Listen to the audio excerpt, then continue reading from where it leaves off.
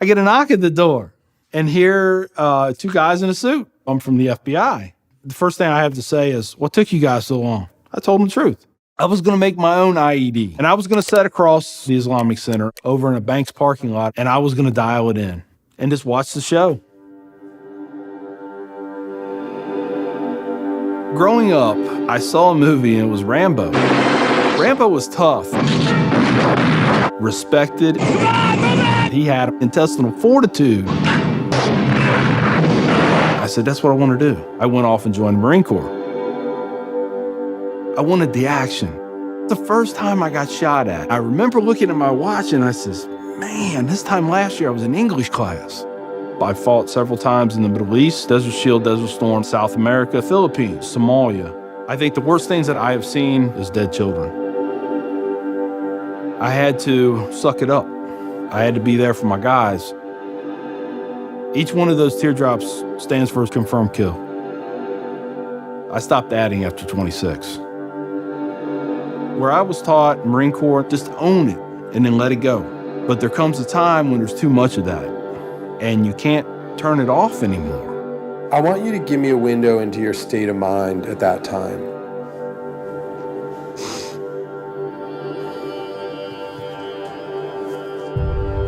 One time, my wife and I went to a DSW, and I saw in the distance these two women in black burqas in my store.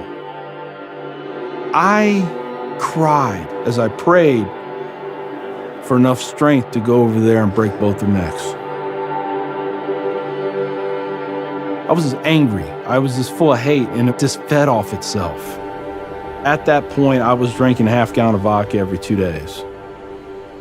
I had devised a plan, create my own IED, homemade bomb, and I was going to set it off right outside the Muncie Islamic Center. 200 plus killed or injured. That was the plan. I saw an opportunity to do one last thing for my country. This was my rationale. I knew I would end up in a federal prison with a needle in my arm. I didn't care. My hatred of Islam, it was the only thing that was keeping me alive. So one day my daughter comes home, second grade maybe. She was telling me about this little boy who sat across from her. His mom came to get him. She said she had scarves on her and she had a dress all the way down to her feet and you couldn't see her on nothing but her eyeballs. At that point I snapped, started spewing things out of my mouth that should never be said in front of children or anything. She didn't say anything. It was the look on her face. I remember my daughter looking at me like I was absolutely the craziest person on the face of the earth. She was my little buddy. She used to say we were road dogs. I know I saw it in her eyes. I made her question that love. And that's when a light bulb came on. I decided to give the people of this community one more chance. So I went to the Islamic Center, see a gentleman in the shoe room taking off his shoes. He looks at me and he smiles. He said, "Can I help you?" And I said, "Yeah, I want you to teach me about Islam." So he went and he gave me a Quran. "Read this. Come back when you have questions." So I did. And I would see things in the book. I'd be like, there it is. I got them right there. Explain that to me. And they would. This was a kind of awakening. Long story short, 8 weeks after that first day I stepped into the Islamic Center, I became a Muslim.